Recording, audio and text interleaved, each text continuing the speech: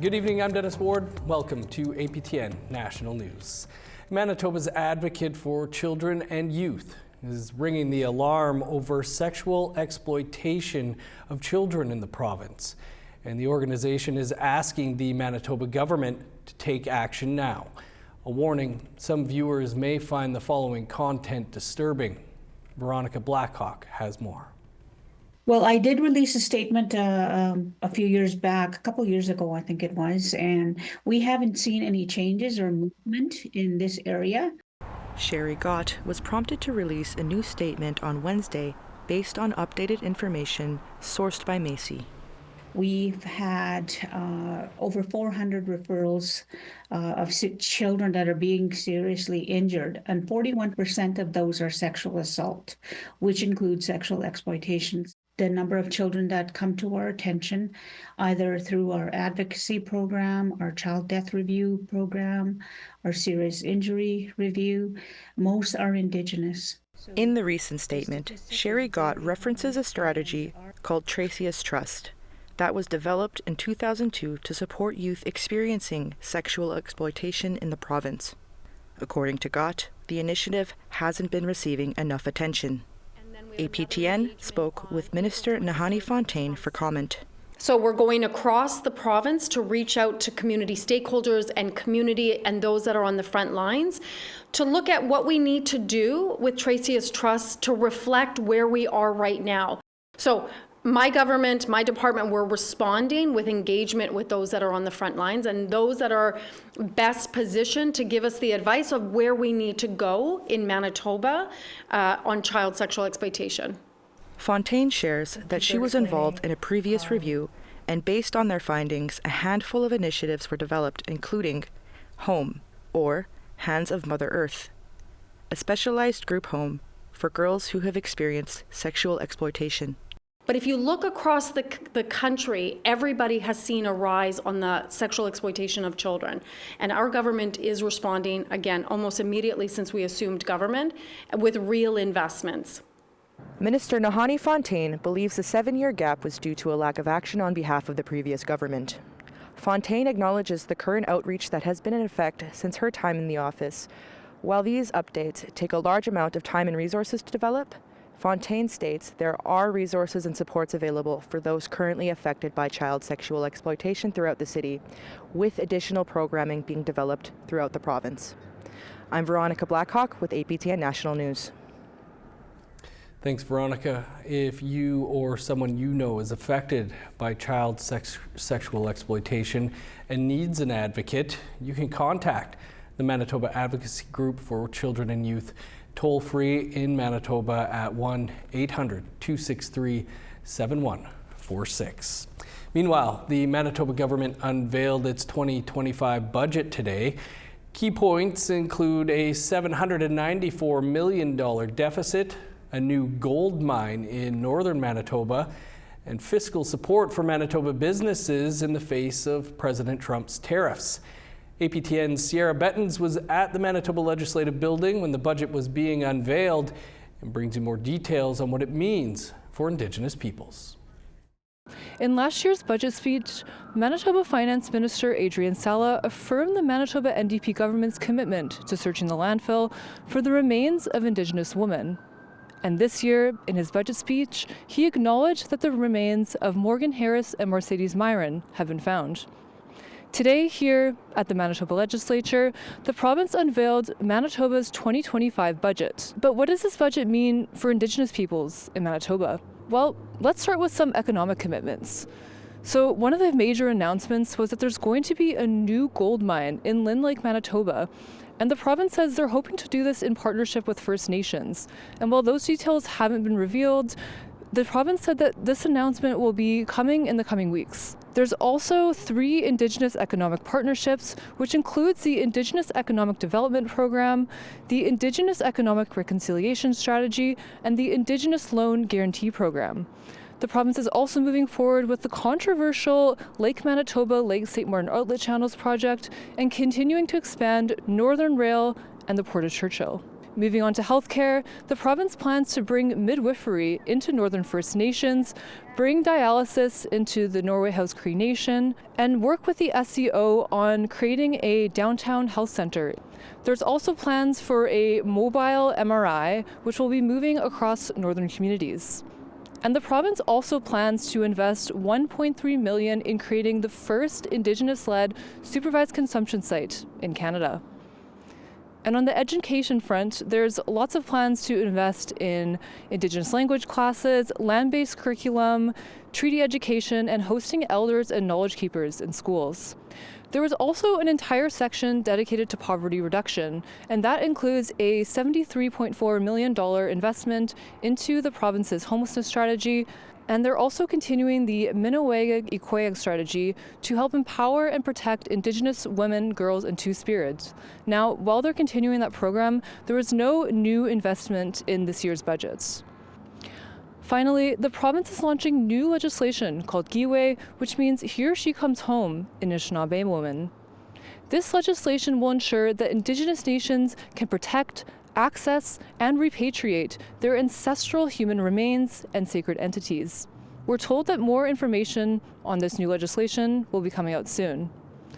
We'll be covering these commitments as they come out, and we'll have more on our newscast in the coming weeks. Sierra Bettens, APTN National News, Winnipeg. Thanks, Sierra. The city of Winnipeg has a new chief of police. Jean Bowers was sworn in earlier this week, following previous chief Danny Smyth's retirement last September after 8 years in the position. Sav Jonesa has more on Bowers' leadership plans. Jean Bowers has been a member of the Winnipeg Police Services since 1989. He is now the 19th Chief of Police, the highest rank for the force. When talking to reporters at his swearing-in ceremony on Monday, he shared that reconciliation is top of mind. He plans to create an action circle where Indigenous community members will be consulted on issues and advised on improving police training. So it'd be an Indigenous action circle that would sit with the chief. We would meet and discuss issues that they would like to see addressed. It also will help us with training. We do a lot of Indigenous training, but we can always improve what we're doing. So the Indigenous community will have a voice in, what does that training look like? In regards to the 2022 serial murders, Bowers would not say if he had a hand in the service's infamous refusal to search the Prairie Green landfill for the remains of 2 slain First Nations women. He asserts he will address the public after talking with the affected families. Bowers says WPS has never stopped trying to identify a third victim, who the Indigenous community calls Mushkade Bijaki Ikwe, or Buffalo Woman. We've been working hard to identify Buffalo Women, we continue to try for everybody, and we won't stop until we identify her. He said changes are afoot in police responses to citizens in a mental health crisis, which have sometimes resulted in civilian deaths in the past. Right now we have our ARC, so we're with a clinician and a police officer. Really, I think we'll continue to do that, but there are other community health that can get involved, and they're the experts in this field to dealing with people in mental health crisis. And if at all possible, should be the ones at the front of it. Bowers promises there will be realignment within the force to better tackle violent crime and get back into the community. Sav Jonesa, APTN National News, Winnipeg. Thanks, Sav, and we will have more on Bowers taking over as police chief later during our Truth and Politics panel. To the N.W.T. now, and the latest on a triple shooting there. The RCMP have identified a suspect and issued a Canada-wide warrant in the Fort Providence shooting that killed 1 person and critically injured 2 others last weekend. Christian Cogswell, age 22 of Surrey, British Columbia, has been charged with murder, attempted murder, and 2 counts of aggravated assault. The RCMP say Cogswell is armed and dangerous and has likely made his way to the southern part of the Northwest Territories after fleeing Fort Providence Anyone that knows Cogswell's location is asked to contact their local police station or RCMP detachment or submit a tip online through Crime Stoppers. Time for a quick break, and then as mentioned, our Truth and Politics panel is here. Stay with us.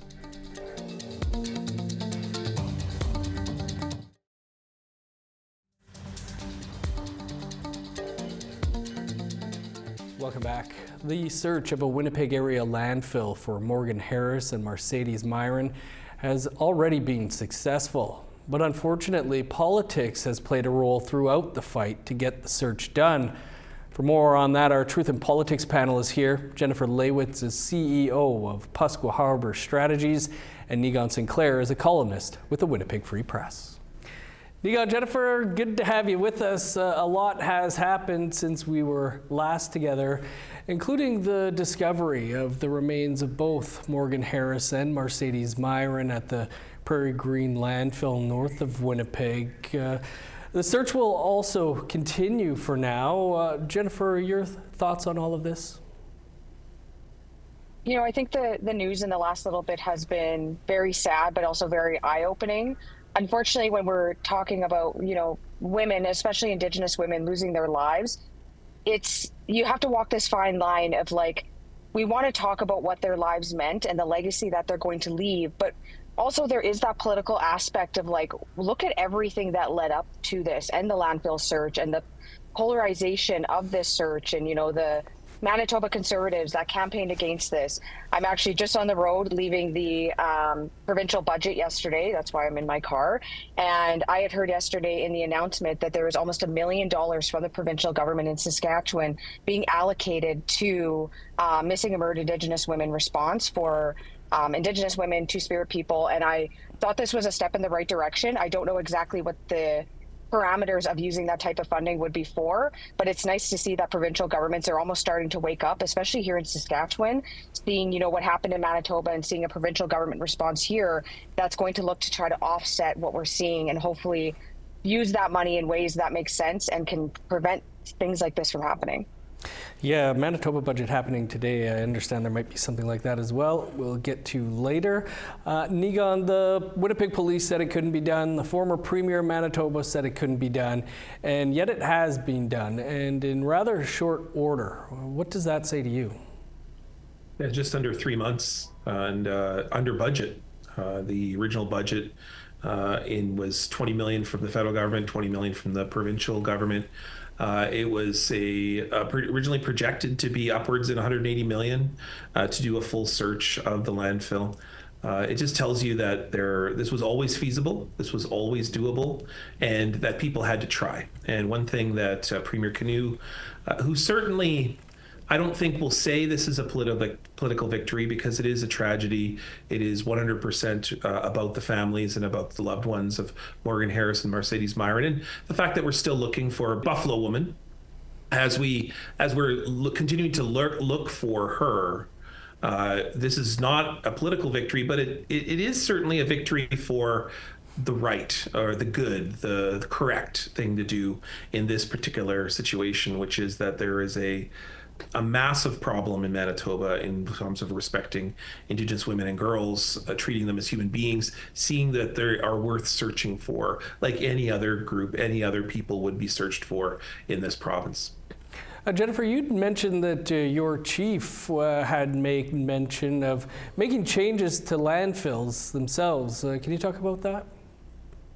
Yeah, when I had posted about this on LinkedIn the other day, my Chief Sean Longman of George Gordon First Nation had commented essentially saying that there needs to be changes made to landfills because our First Nations women should not be able to be just dumped into landfills. And what worried me, and we actually had this conversation yesterday because he was present at the provincial budget, is when you saw the political piece of this entire search hit the media, and you saw a provincial party that wasn't government at the time saying over and over again, it's impossible, we're not even going to bother. What was that telling people outside of that, especially people that are, you know, do things with evil intentions, and also the value of life that we're placing on our women? If you're essentially saying, well, if it's the landfill, it's off limits, we're never going to touch it, it's a lost cause. So what changes need to be made to landfills and people utilizing landfills and the records that are kept? Because there are landfills, that was even a conversation that happened yesterday about the municipal policies around landfills. Because if there are, RMs or municipalities that don't have as strict of rules around the use of landfills, this could essentially become a very scary territory when people start to recognize that it's essentially no man's land, and that we're going to have political parties that won't even attempt to search them because they're worried about the cost, or they're worried about how difficult it is. So I'm really glad that Premier Wab-Kinew essentially took the lead on this as the Premier, especially from all the advocacy from the late Grand Chief Kathleen Merrick. And said, it is doable. And if anything, we're at least going to try. And Nigon is absolutely correct. It was under budget and under the time frame that they initially thought it would take. So that shows that everyone's life is valuable, and we can't just let things like this slide. Nigon, a new Winnipeg police chief was sworn in this week. He's been meeting with the Myron and Harris families. Does any of this lead you to believe the Winnipeg Police Service, who refused to search the landfill when the new chief was the deputy chief, no less, will do any better in the future? These are tough questions because we don't have any track record or evidence to point to say it's not hopeful, or there won't be any changes, or there will be any changes. I think opening up with conversations is good. I think that a new police chief should be listening twice as much before he speaks. I think a new police chief has a great deal of relationships to begin to rectify, recognize, rebuild, revitalize. There's a new police chief in Winnipeg isn't an easy job to do, but it's a job that is in so many ways quite simple. Treat people with respect and with dignity, and particularly those communities that have been disrespected and have been treated in undignified ways the most in the past. That should be your number one priority. Your number one priority should be that those who have been most disenfranchised, harmed, forgotten about by this police service should be the first now to be focused upon, supported, listened to when it comes to changing the Winnipeg Police Service. We don't have a track record to know whether this new police chief will do that. I will just say that from the institution that he just was a part of, that he is a longtime serving member within, and certainly was in the room for a lot of these discussions where the word feasibility was used to discuss Indigenous peoples and their remains. I'll be cautiously optimistic to hope that there will be something different. Jennifer, Nigon, we're going to leave it there. Of course, we're going to continue the conversation and talk about the upcoming election on the Truth in Politics podcast. Thanks to you both. Gotcha. Thanks. APTN Investigates is back this week with the start of a 3-part series on the strained relationship between Indigenous peoples and law enforcement. We've got a preview after the break.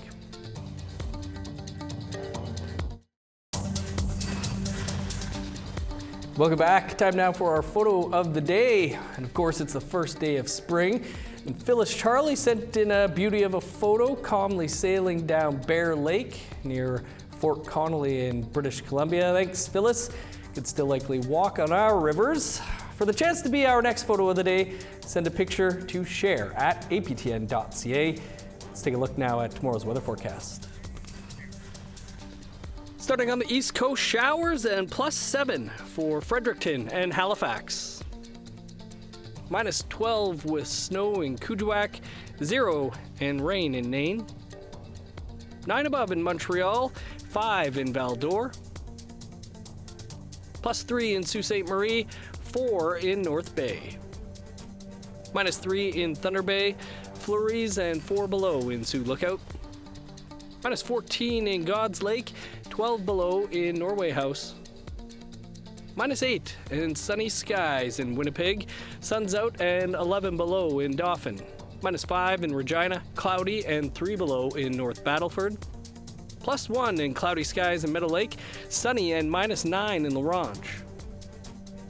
In northern Alberta, 0 for high level, +6 in Peace River. 5 above in Edmonton, showers, and 11 in Lethbridge and Medicine Hat. 10 in Vancouver, rain, and 11 in Kamloops. 8 in Prince George, 7 in Smithers. -12 in Old Crow, +1 in Whitehorse. -8 with snow in Yellowknife, flurries and 11 below in Norman Wells. Sunny and -19 in Sax Harbor, 18 below with snow in Pawlatuck. -21 in Chesterfield and Whale Cove. In the final months of 2024, 15 Indigenous people died in police custody or during interactions with police across the country. The wave of violence caused an outcry among Indigenous communities and renewed calls for a national inquiry into systemic racism in policing. In the first of a special 3-part series, APTN investigates the strained relationship between Indigenous peoples and law enforcement in Canada. Here's a preview.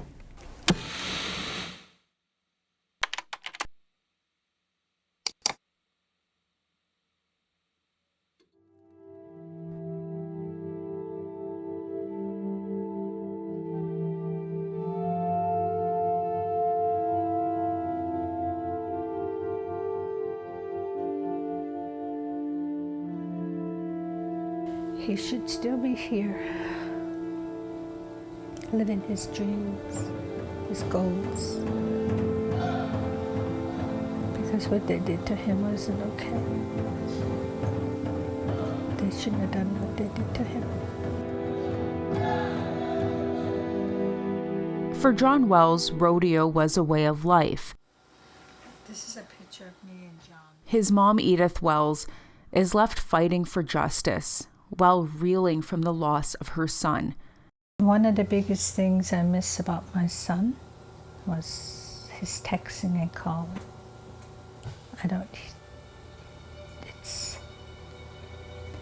It's the hardest thing to deal with now. She last heard from him on the night of September 16. When I got up that morning, next thing the phone rang. And I said, hello? This is the tactic team from Calgary. And the first person I thought it was my son.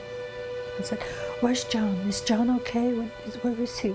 And he just said, I'm sorry to tell you, your son is not coming home. So, he's not coming home. Over to our Ottawa studio now, where Fraser Needham is standing by with a look at tonight's Nation to Nation. Coming up after the news, the winds of an election are in the air, and it looks like Canadian voters will soon be going to the polls. McGill University professor Veldon Coburn is here to talk about whether Indigenous issues are on the leader's radar in the upcoming campaign. As well, Donald Trump's threats have created a refocus on building pipelines to send oil and gas to non-U.S. markets. Ken Coates says this is good news for First Nations, who have a prominent role to play.